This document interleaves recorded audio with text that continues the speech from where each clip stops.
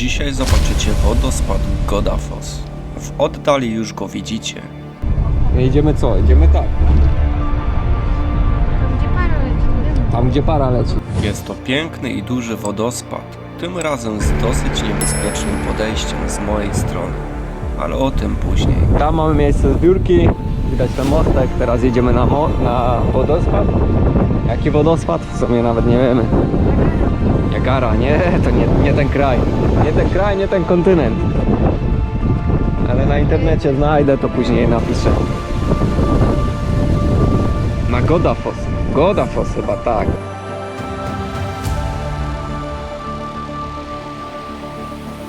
Bramki. 5 euro. Masz 5 euro. A patrz, ruszają się. Oczywiście żartuję i wejście jest całkowicie darmowe.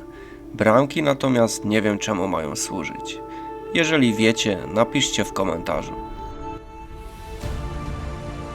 Jest na wprost. Jeszcze trzeba dojść. Zaczyna już wiać. W sumie jeszcze nie trafiliśmy na taki islandzki wiatr, nie? Na taki fest. Bo ta Ola mi pisała, że tak wieje, że nie da się iść. O tym, jak bardzo czasami wieje na Islandii, na pewno słyszał każdy. Na YouTube znajdziecie bez mniejszego problemu filmy, jak ludzie dosłownie nie mogą zrobić kroku naprzód podczas silnych wiatrów. Czasami może to być ogromna przeszkoda, jeżeli ktoś ma na przykład określoną ilość czasu na daną atrakcję. Na szczęście nam trafiło się podobne zjawisko tylko raz, co zobaczycie na końcu tego filmu. Ale wróćmy teraz do wodospadu. Jego nazwa to Godafoss, wodospad bogów albo wodospad kapłanów. Jeden z największych i najpiękniejszych wodospadów na Islandii. Ale wróćmy do wodospadu. Znajduje się na północy wyspy, w jej środkowej części, na południe od drogi numer 1, w odległości 40 km od Akureyri.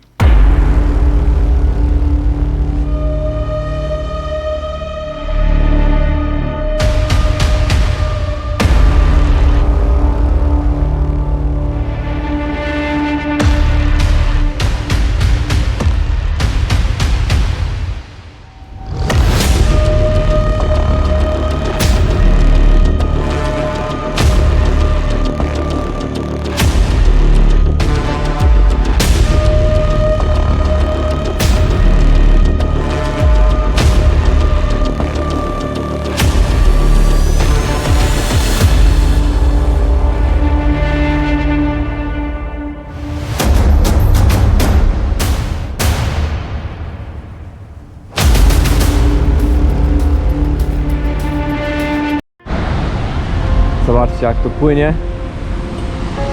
Pięknie wodospad Godafoss, tak. Tutaj jest Godafoss. Ta cała woda to nie jest błoto. I tutaj jak mówił, że to jest tak niestety z tego lodowca taka brązowa woda. Ona jest czysta. Jako tako. Tam jak tryska.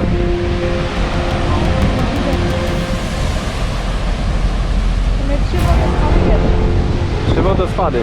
Podczas tej wyprawy udało nam się pierwszy raz z kimś zaprzyjaźnić podczas mojej podróży. Muszę przyznać, że poznaliśmy kilka super osób.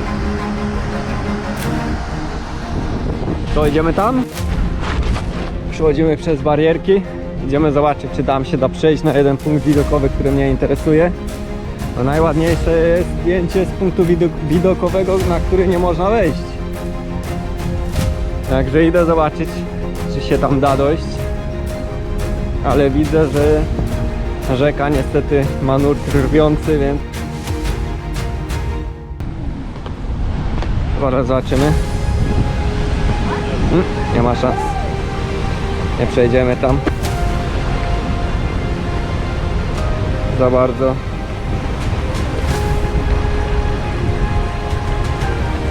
Chociaż spróbujemy.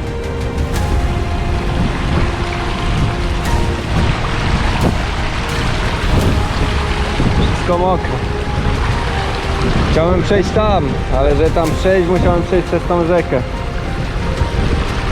Nie ma za bardzo gdzie nogi postawić. Trzeba się wycofać.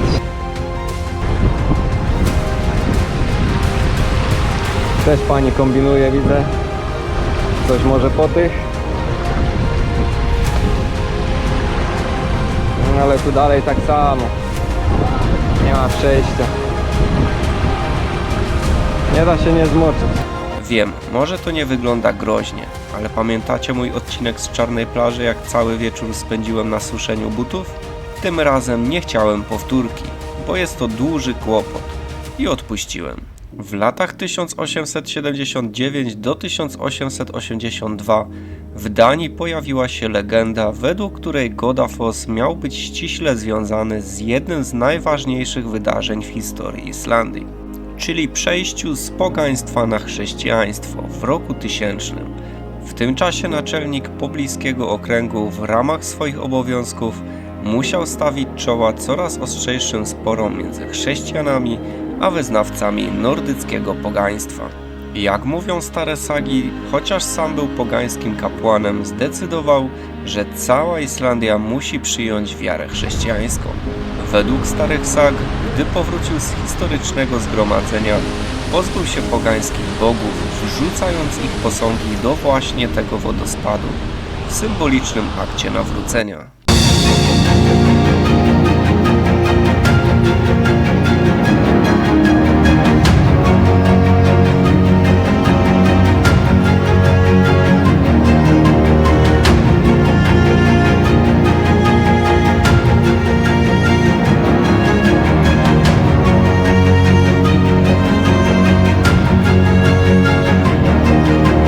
Zobaczcie, już bliżej się nie da.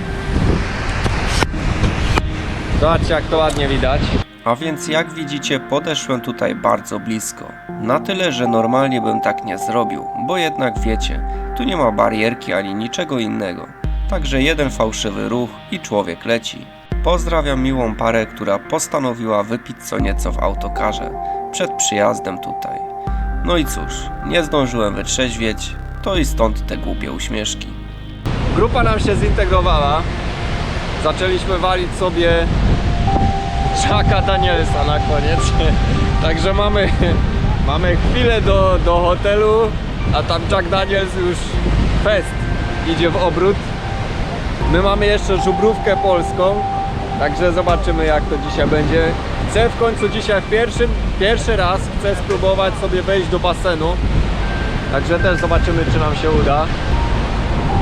Ja też jestem tylko człowiekiem i cóż mogę powiedzieć, to też jest mój urlop. Wiadomo, nagrywam materiał, ale jest to też mój wypad z żoną i podczas dnia staram się pić na tyle, żeby móc normalnie do Was nagrywać i tylko wieczorami troszkę więcej się odprężam, kiedy nie nagrywam już nic do kamery. Natomiast tu była wyjątkowa okazja i musicie mi wybaczyć. Wierzcie mi, że ciężko mi ogarnąć to wszystko. Na ogół najbardziej z tego jest poszkodowana moja żona, bo niestety nie zawsze mam dla niej wystarczająco czasu, ale jest wyrozumiała i za to jej dziękuję. A tam najlepsze zdjęcia wodzą. Tam próbowałem przejść, ale nie ma szans. To tak samo. Nie, to jest...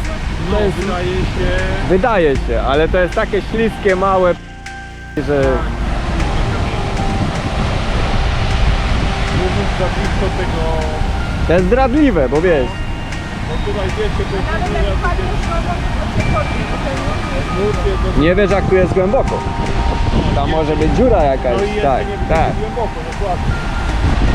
Może być głęboko, bo tu jest wcale nie za wysokie są to te, wiesz. Znaczy, że zostały to wyrwały. A tam najlepszy widok. Tam najlepszy widok.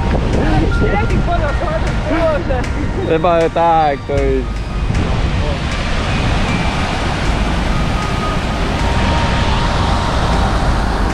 Co, jak się podoba Godafoss?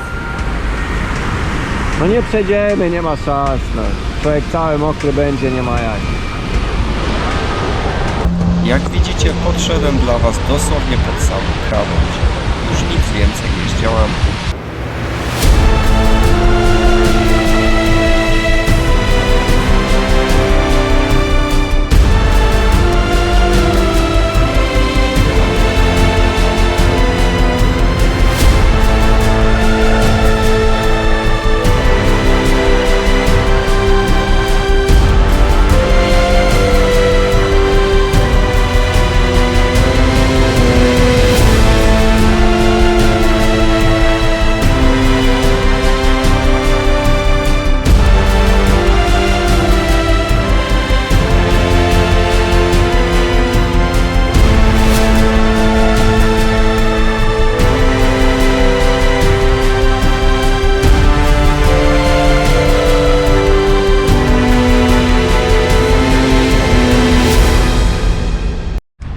Jeszcze tu mamy tabliczkę.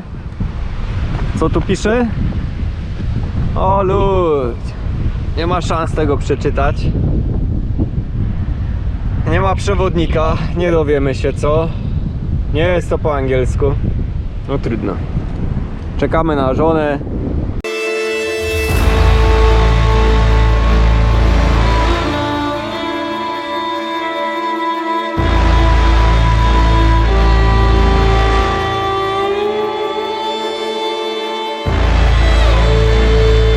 Co, jak się podobał dzisiejszy dzień? Trochę wieje, ale w sumie bardzo ładny. Trafiliśmy już na deszcz. No jeszcze wiatr został. No oby odpukać nie było, bo jutro mamy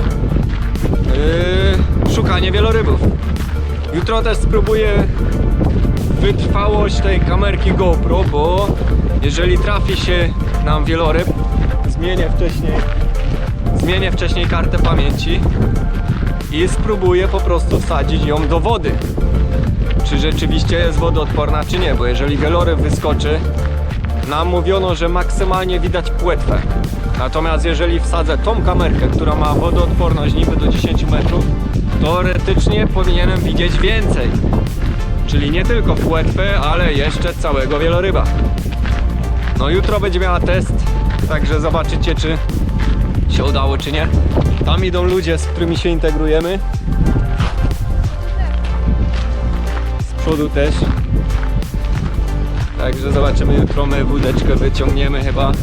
Tak to będzie wyglądać. No i tyle, no. Idziemy teraz do tego czarnego budynku. Tam jest zbiórka. Zobaczymy, jak to będzie.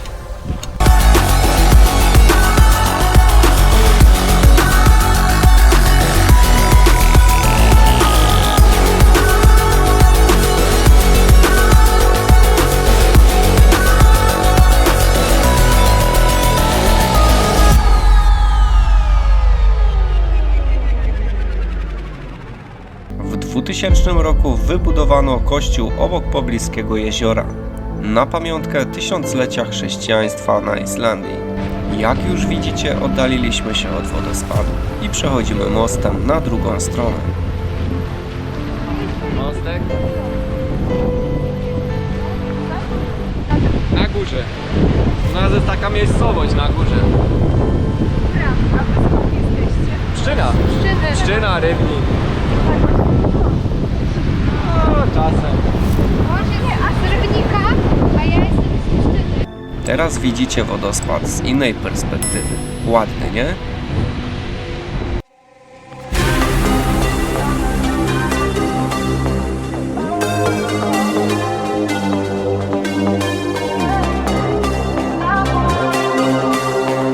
Na zakończenie odcinka macie jeszcze krótki materiał z całkiem interesującego miejsca.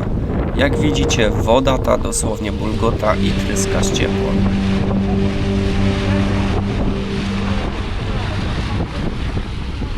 Oczywiście, jak widzicie, jest to jedno z nielicznych miejsc na Islandii, gdzie widzę ogrodzenie i nawet tabliczki informacyjne. No dobra, mówiłem wcześniej, że jeszcze nie trafiłem na mocny wiatr na Islandii, a więc już nadrabiam zaległości i tutaj jest przedsmak tego, co może Was spotkać. Może nie wieje aż tak, że nie da się iść, ale zdecydowanie jest to najbardziej wietrzny dzień, jaki miałem podczas mojego pobytu. Jak widzicie, dosłownie musiałem trzymać czapkę, bo by ją zwiało.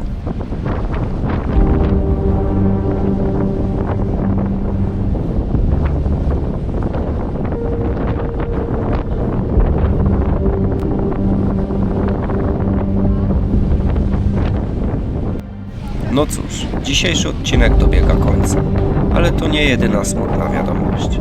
A więc seria z Islandii również dobiega końca. Zostało raptem kilka odcinków. Oczywiście musicie zobaczyć u mnie jeszcze stolicę oraz słynną błękitną lagunę.